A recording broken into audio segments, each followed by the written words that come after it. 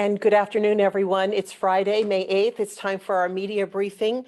We're still waiting for some of our county staff people who are going to participate to come on the call, but we do have our chair and a chair of the Board of Supervisors and the Supervisor District 3 on the call. And he was going to talk about some of the ad hoc committees that are being formed to help the county through recovery in the current pandemic. And I'm hoping he will start off with us on this topic. Supervisor Lopez, there you are. Thanks for joining us. Thanks for having me, Maya. Good morning, afternoon, everybody. I know a press release went out today, and I just want to make sure that I'm here to answer any questions you might have about the ad hocs that I've appointed from the board in order to address specific sectors and the concerns that are being raised out of those sectors. A lot of this work has been done. It's work that we did informally, Supervisor Alejo and I working with the ag community in order to create that early advisory. So I wanted to formalize them just a bit so we can continue to address the issues that come out of that sector, as well as construction, which will be Supervisor Phillips and myself.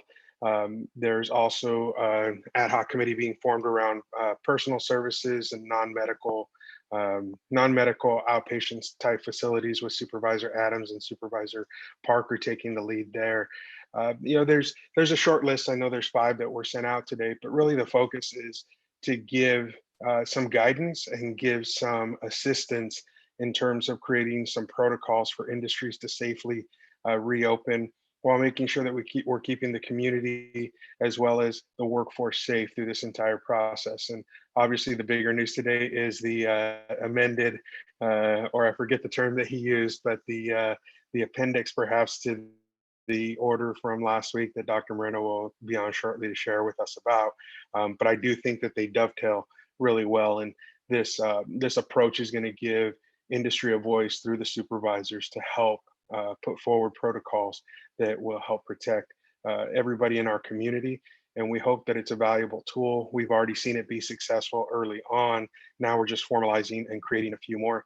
And I want to be clear that the list that we have out, the 5, is not the complete list. There will be more created as we go through this and find industries that approach us and ask for some additional assistance in creating protocols or creating additional pathways. And so I just want to be clear that those will be created as we move through the process.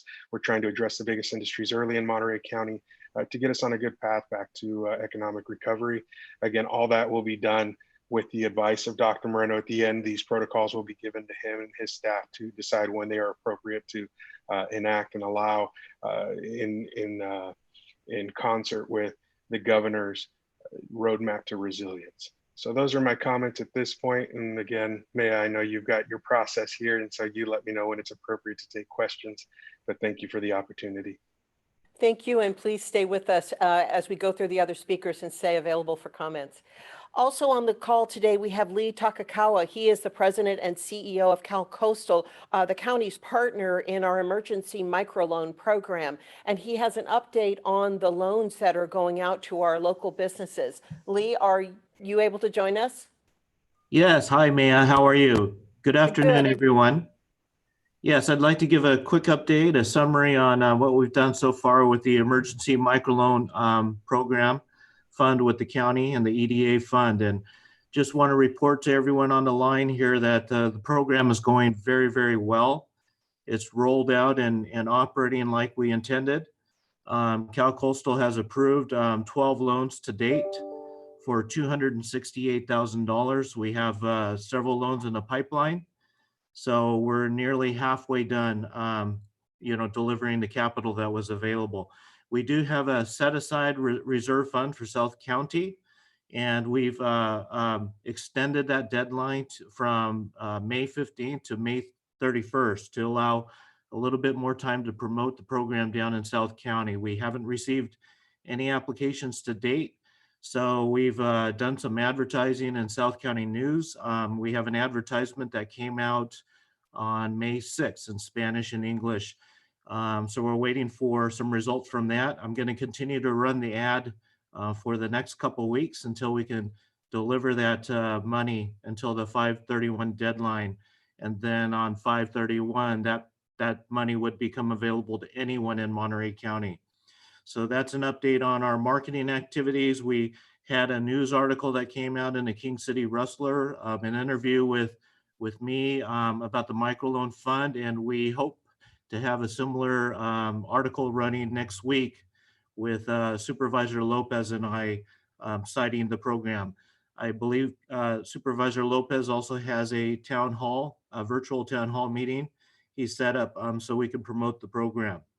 The majority of applicants that are coming in are service and retail types of businesses that have been severely impacted.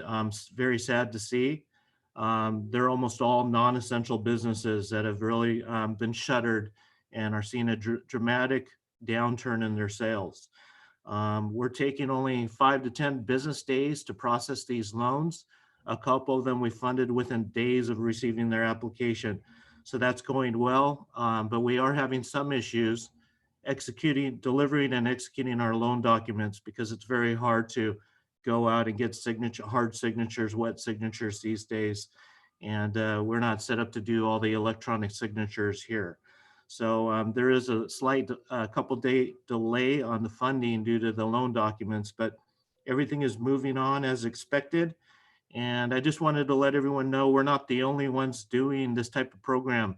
As you know, we modeled our program after the state of Washington and a fund down in Long Beach, but even our sister county, San Benito, has launched a very, very similar fund. And it's being operated, contracted with Access Plus Capital out of Fresno to implement and process those loans. So what we've created here is also happening in other municipalities.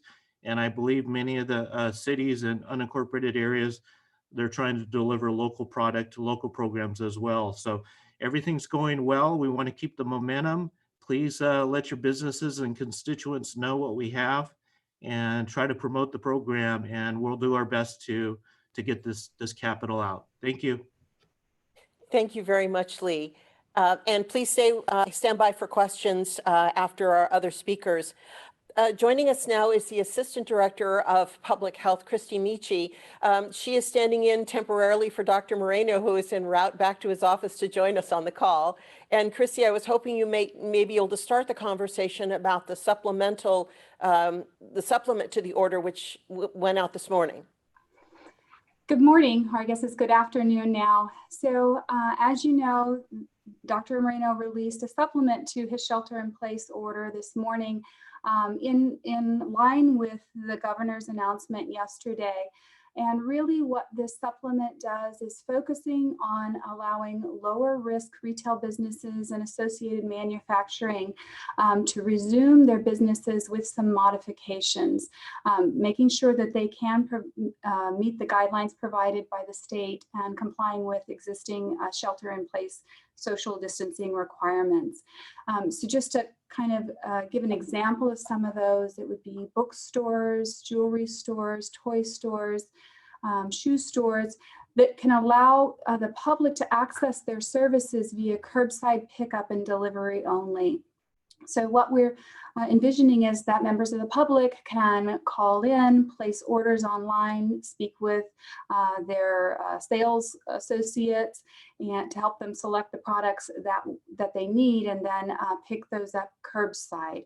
It doesn't allow in-store purchases yet, or what I would call sidewalk sales, where vendors put items out on the sideline. But we hope this is a step towards reopening our businesses and getting our economy back on track while still protecting those vulnerable residents and the rest of the population in Monterey County. So we really see this as moving forward in a step-by-step process to make sure that we have ways to bring our businesses back online, that we're still protecting the public and making sure that we don't overwhelm the healthcare system by opening everything up at once. So I think there will probably be more questions, but that's the general overview I'll give for now. Thank you very much, Christy. And I know that we're hoping that Dr. Moreno will join in, and we'll bring him into the call as soon as I see that he is on the line. But I will start with some of the questions that have come in. And because we have Christy on the line, there's a data question, and I'll hand this one to you, Christy. What is the relevance of the state's epidemiological benchmarks in the first phase of stage 2 reopening and then in later stage? And the question also continues, how close is the county to meeting those benchmarks, including the 14-day new cases and deaths and the testing capacity? I'll start with the last part of the question first, since I think it's the most straightforward. We have been publishing our data out on the website, as you know, every day. So I don't think anyone is surprised by the fact that we haven't quite met those benchmarks yet. However, we're working with the healthcare industry and various sectors of the businesses to make sure that we're moving forward in a way that makes sense for Monterey County and moves us closer to those.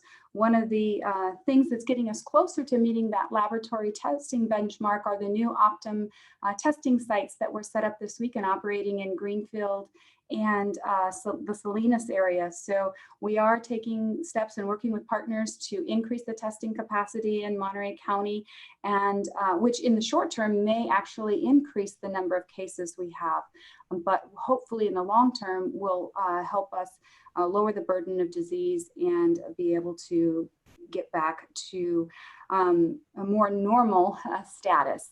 In terms of the first question, I'm not sure. Can you please repeat the first part of the question?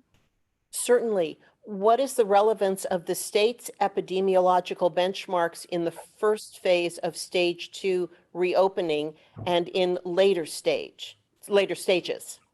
I think the measures that the governor's office and the California Department of Public Health have outlined are measures that benchmarks that the state as a whole are trying to reach before we move forward to releasing other sectors of the public. And really they're kind of divided up into different sections, and they're about protecting vulnerable populations, making sure that our health care system can handle any increases in patients that we might see as a result of releasing restrictions, and really making sure that we have the ability to do intensive case and contact investigations around those new cases as well. So I think that's sort of the perspective of these new measures.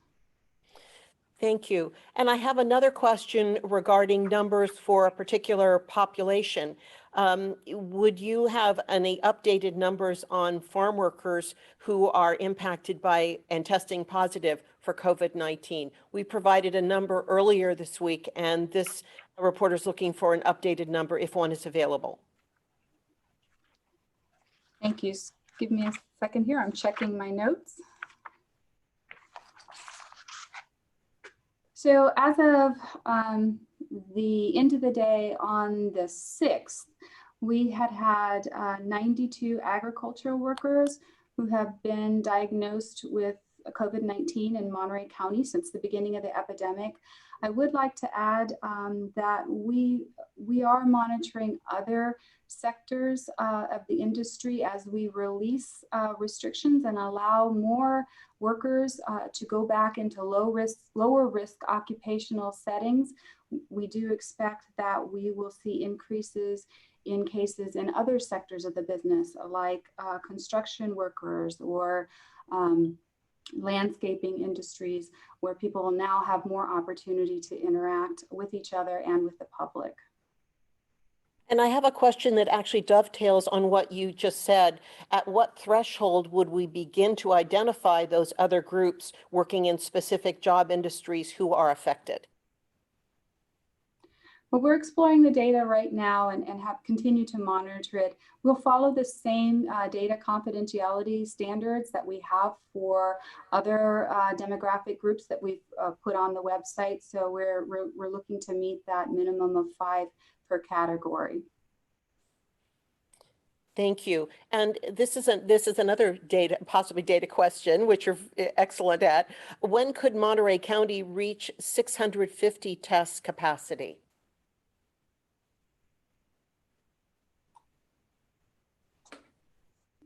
Well, that's a good question, and I don't have an answer for you yet Okay. because our new testing sites are coming online this week.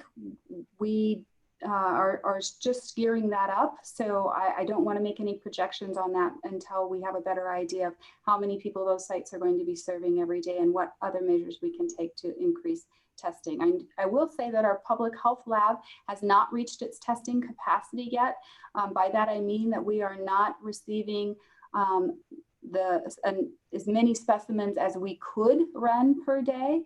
So getting the message out to providers that our public health lab also has additional capacity to test is very helpful. The hospitals are ramping up testing within their facilities. So I think there'll be a lot of developments on the testing front in the next coming weeks. Thank you, Christy. And I see Dr. Moreno has joined in the call, and we're really glad to have him. So I've got a question that goes to the creation of the supplement. Why was there not more advance notice for that retail businesses would be allowed to restart curbside pickup today? Oh, hey, good afternoon, everyone. So the supplement to the shelter-in-place order is a document that undergoes a review, internal review and review with our county council. And as things evolve locally and also at the statewide level, as things evolve in the region, the details of the supplement to the shelter-in-place order can change from day to day. So as many of you are aware, the governor this week has been having a series of announcements, and every day or every other day, documents were released from the state. So given that we think that we've gotten everything that we got from the state, I'm comfortable releasing it today and not waiting any further.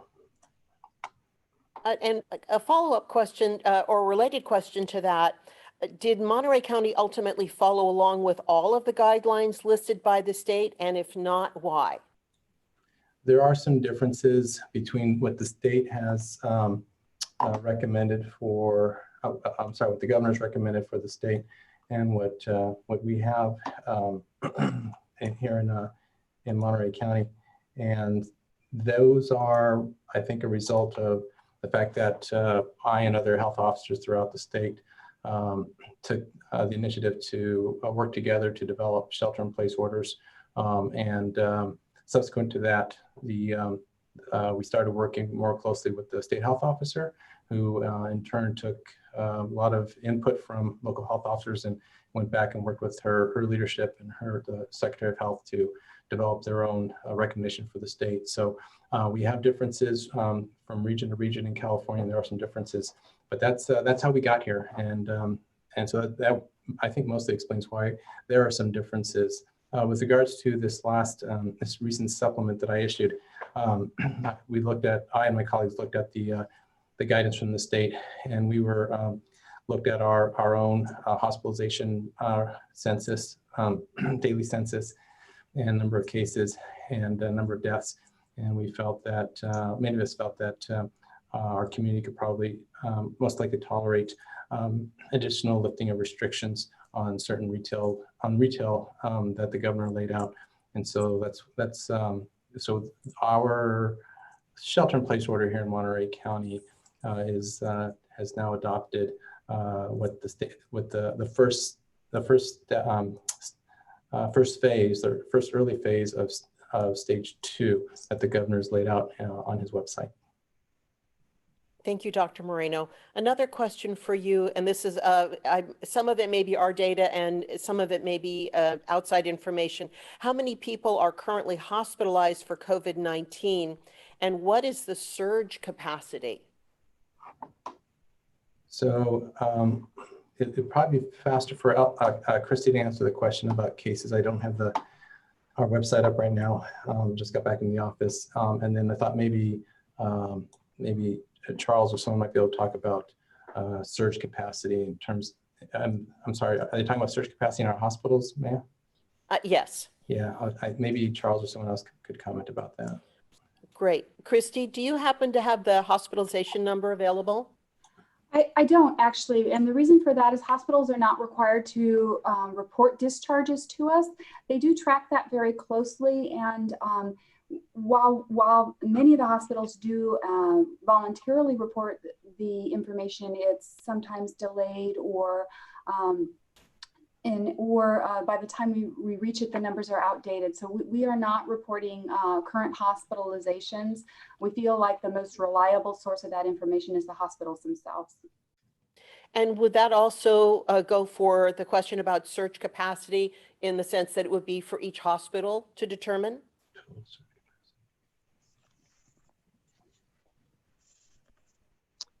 And there's Charles. Well, so I can jump. Yeah, let me jump in on that a little bit. So it is for each hospital to determine, and they work with the state, and they have to regularly provide information to the state as far as their capacity and surge capacity.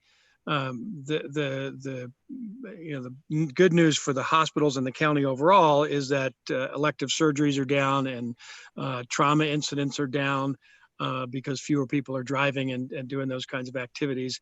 And so therefore there is quite a bit of extra bed capacity at the hospitals. There are many variables associated with surge capacity. It's not just the individual beds that are available, it's ICU beds, it's ventilators, as everybody's been talking about, it's the supplies for the ventilators, and it's the staff to run the ventilators. The good thing is that they're not asking me to run a ventilator. You have to actually have people who are qualified to run the ventilators and set them up. So they're all different pieces that have to be put into place to determine kind of the capacity, and that information is provided to the state from each hospital. What I will say is that the hospitals, I don't have the data as of today, but fairly recently they all were exhibiting the capacity to handle 30 or 40% increases pretty well if it should happen. In addition to the ability to expand that up if needed. So there is quite a bit of extra capacity right now in the hospitals. I don't have the specifics for each hospital, but the benefit of having the shelter in place has meant that there's been lower demands on other services from the hospital. But again, there are a lot of components to being able to handle a surge related to COVID and the needs that go around with treating those kinds of patients. Thank you, Charles. And this is a question that's a kind of a follow-up to that. And this could be for Dr. Moreno. If you don't know how many people are being hospitalized, how can you make decisions based on how long you can extend the shelter-in-place order? So, hey, Maya. Hi. Hi, Dr. Moreno. So we have some information about hospitalizations on our website, but we are looking at both hospitalizations, looking at total cases, and looking at what's and getting feedback from our partners in this different departments in the cities and departments in the county to get and from the hospitals on our regular meetings with our hospital colleagues to get a big picture of what's going on based on comprised of a variety of data sets and both that we can analyze and anecdotal reports back to us. So it's a combination of information and then analysis and then decision making. So it's not just hospitalizations. It's a lot of other factors that go into deciding whether or not to ease restrictions or hold off on easing restrictions.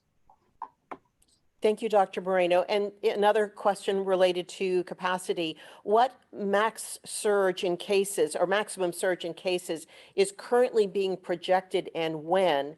And is it variable according to compliance with shelter-in-place orders? So we have, sorry. There we go. So we have shared search information with the hospitals, and again surge modeling that we use, again, it's not a model that we developed. It's a model that's been used across the United States, and it is basically something that we can plug in local data and our estimates of compliance in the model. What we put in compliance into the model is an estimate. We don't have a way to measure how well people comply, but we basically can plug in different percentage of compliance and look at how that impacts the outcome that the tool delivers to us. And then that's discussed with the hospitals, and we're hoping it can serve as one of the many tools that they have available to them to decide how much to scale up in terms of surge capacity. The hospitals are also have been asked by the governor's office to surge as well. I think the governor has recommended a certain percentage. Offhand, I don't remember what that is, but the hospitals have to look at what's being recommended, look at the modeling tools, look at their own infrastructure and staffing and ability to staff with or without large numbers of hospital workers out because they themselves might be sick. So these are all things that hospitals have to consider. So I think the hospitals probably would be better at answering some of these questions about their surge capacity. Certainly. And another question, can you be more specific about the differences between the state's guidelines and the county's supplemental order? You went over it a little bit before, but this reporter is looking for more of the differences. Let me take a look at some of those. I have to go back on the website to find those, okay? Sure. Then I've got a follow-up question that is also a little bit related to surge. What is the total number of cases and hospitalizations in a projected surge, and when would you expect that to occur? Okay, thanks, man. I'm sorry, I don't have those numbers available with me for this meeting. Okay. But I can go back to the previous question. So some of the things that the governor has recommended, not recommended to be released, for example, are landscape gardening. So that's one of the things that I and many of my colleagues looked at, and it's an outdoor activity, very in the same sense that construction for the most part is outdoor. So it's outdoor activity, and we consider it to be low risk as long as social distancing and face covering is applied. So that's something that I and a lot of the health officers released before the governor released his guidance. So, and again, it's because of how this has progressed with health officers issuing shelter-in-place orders that were based on essential services to begin with, and then slowly moving into adding lower risk activities to that. So that's just one example of a difference. I think, let's see, there's another one. He mentions that later on in stage 2, childcare facilities can open.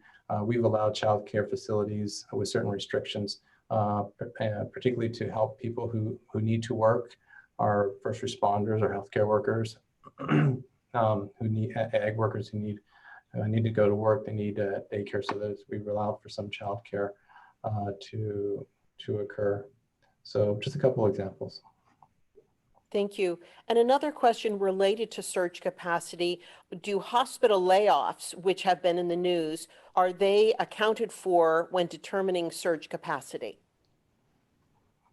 I don't have any information on hospital layoffs. So let me just chime in there. Yeah, the surge capacity, I think, as we were talking about earlier, is connected to each individual hospital and what they can provide. I think, as most people know, that we are trying to set up an alternative care site should their capacity get exceeded. But the layoffs, if they're in the type of positions that would be expected to assist in provided for COVID-19 patients in a in the setting that is required for COVID-19, then it could impact it. But I think the ability to scale back up is something that the hospitals have been considering as they recognize the lower demand right now for other surgeries and other hospitalizations. Thank you, Charles. And going back to Dr. Moreno, you talked about some of the differences between the state guidelines and our county supplemental order. How is the county allowed to have a more relaxed reopening standard than the state? Thank you, Mia. As I explained, the orders that I and other health officers issued were issued before the governor put out his guidance. So and we've had some activities happening now for a week or more, and we're going to see how things go. Now that we have more restrictions released, as I think Christy mentioned, we're going to now need to track the data, the local data, to see what impact fewer restrictions have on increased risk of exposure in the community, which will have an impact on the number of people that come down with COVID who are diagnosed and hospitalized. So it's an ongoing process where we really look at the data. If we're stable, believe we're stable, or actually doing a little better, then we can release further restrictions. So the difference moving forward is that now we have the governor's guidance, and we're going to work closely with Dr. Angel, who's our California State Health Officer. We work very closely with her. We have 1 to 2 meetings with her every week. We're very fortunate that the state health officer appreciates the input that local health officers have on how we should move forward in releasing restrictions.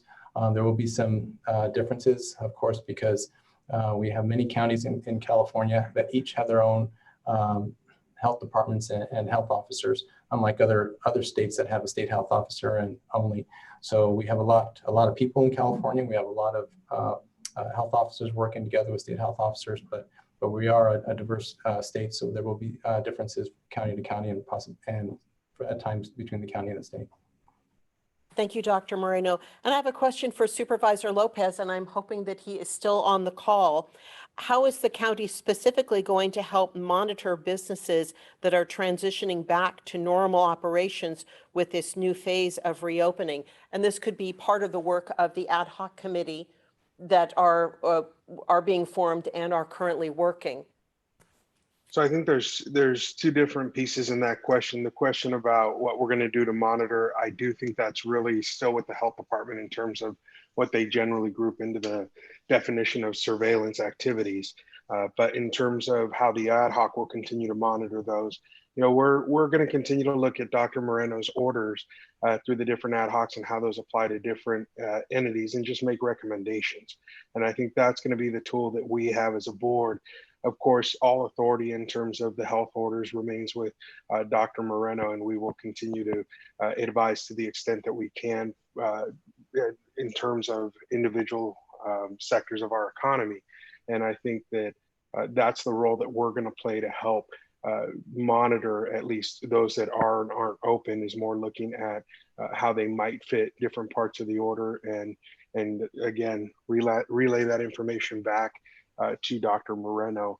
And I hope that one day we can also present these orders, I'm sorry, not the orders, the protocols and advisories that come out of the ad hocs in a public meeting, so that the public is also aware of what the different sectors in our community are doing to keep them safe as patrons of businesses or other entities throughout the community who might be considering opening up in adherence with the shelter-in-place order.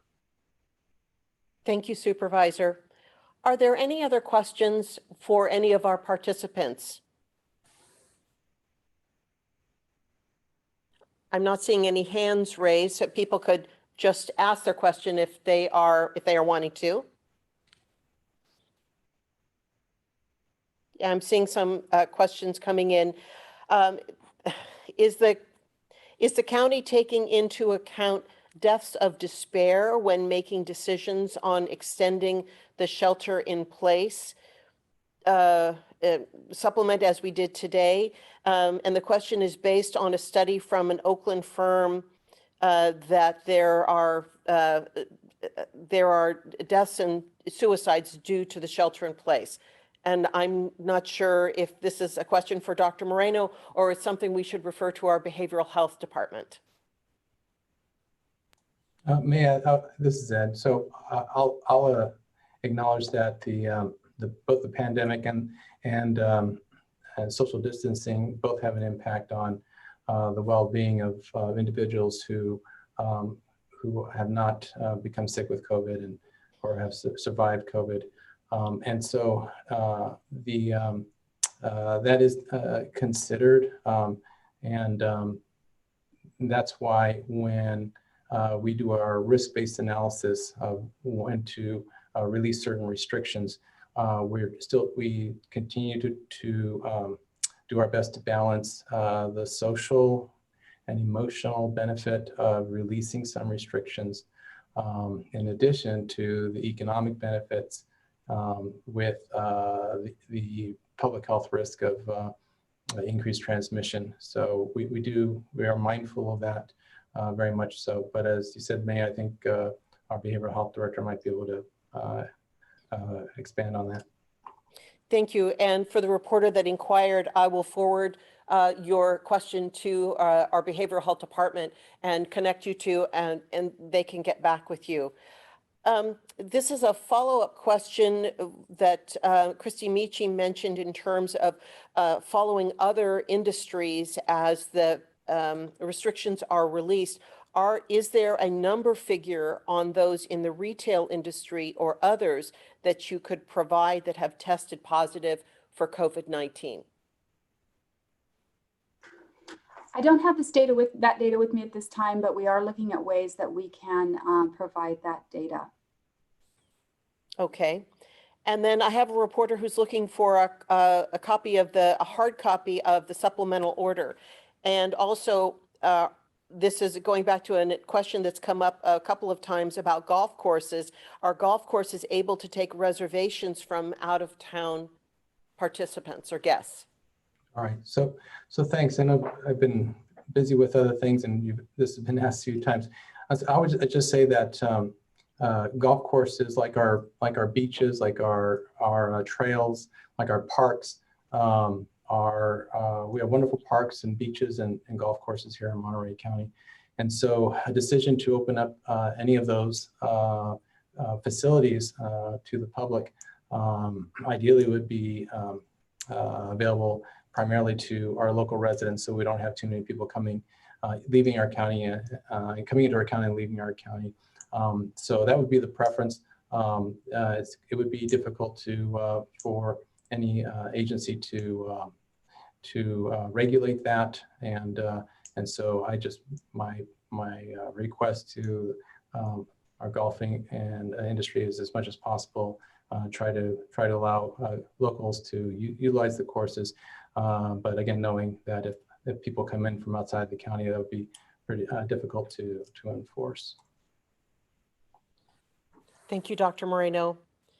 Are there any other questions for our Adriana? I see you're on the line. You have a question.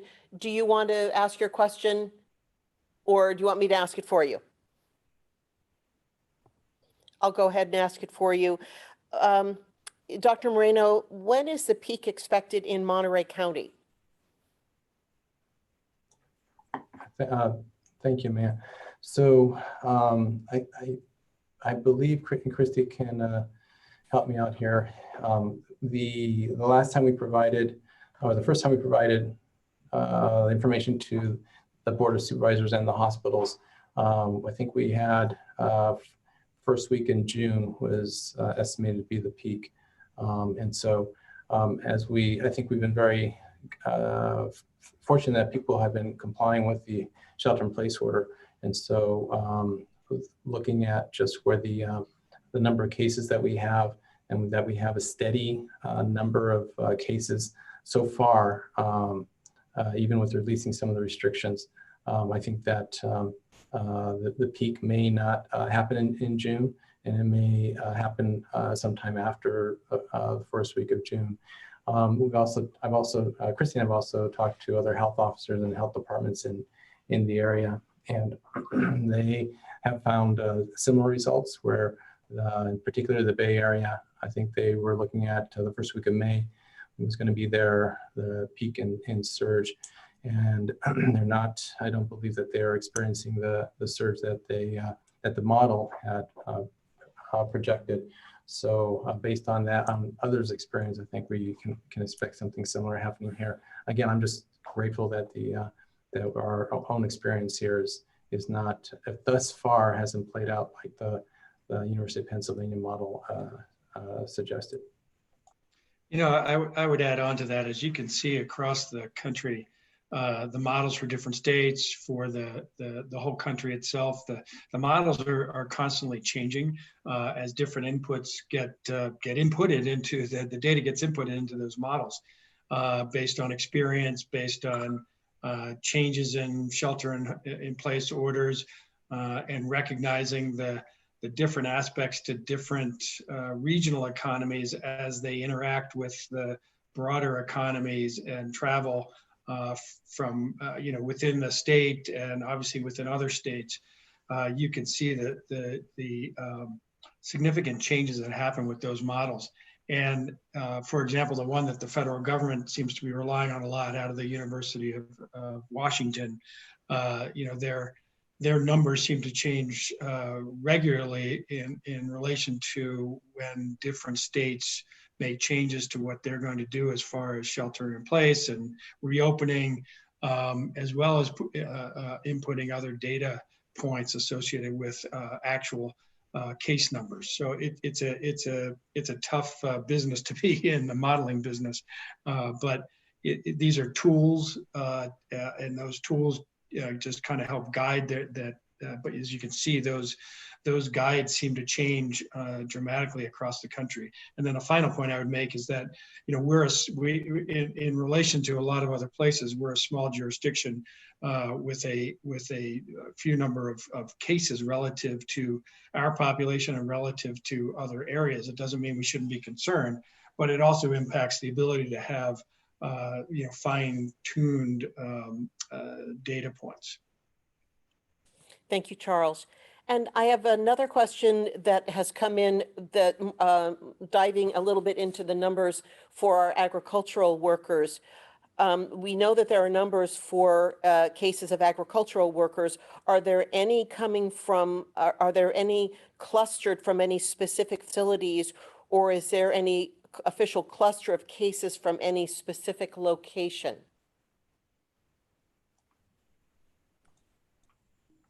So, Christy, do you have something we can share with the reporters?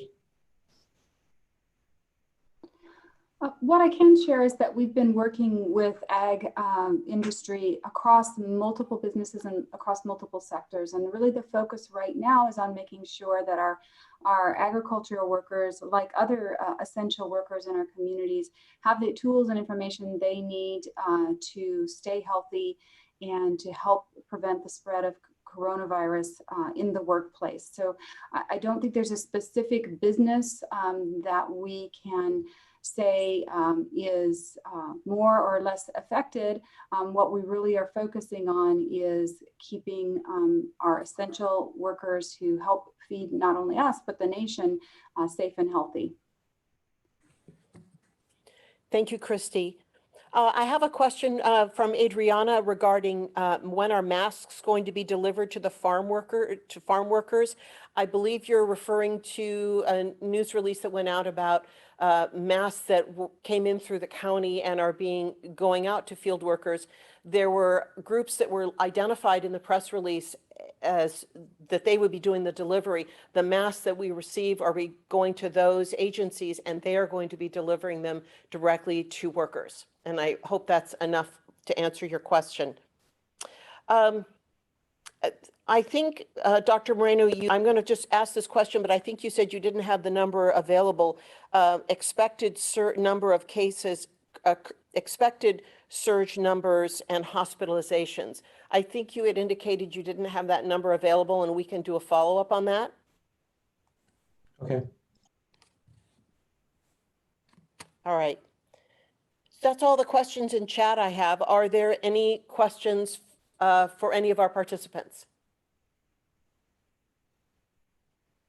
All right, I'm hearing none. Then that will end our, well, always someone sneaking it in, Joe. Will you consider completely reopening the economy before a surge occurs? Dr. Moreno. Yeah, thank you. Okay, oops. So the point of the shelter-in-place order is to prevent a surge, or if we do have a surge, it will be much smaller than if people weren't staying at home or practicing social distancing. So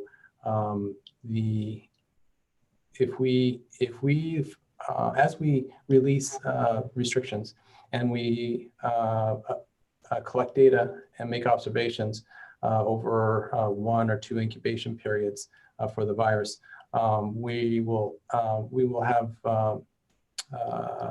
information that can inform us as to whether or not we continue to have a steady, stable transmission of the virus, or if we've got increased.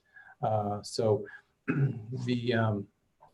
can't look into the future and tell whether or not a full release of a shelter-in-place order would precede a surge. All I can tell you is that we're taking this thing day by day and week by week, and collecting data, and all the data that's being collected from the laboratories who are reporting test results to us, data and information from the hospitals on their surge planning and what they're experiencing in the hospitals, our healthcare providers, and working with advocacy groups and representatives from different sectors of the community to get that information, to continue to build on that information, and make informed decisions that, again, balance social benefits, the economic benefits of relaxing certain more, while maintaining some amount of control on the spread of the virus to protect public health and, as much as possible, avoid a surge altogether. Thank you, Dr. Moreno. And Christy, I have a question for you regarding some additional data number, if we have it. How many people have tested positive for COVID-19 that have identified as homeless?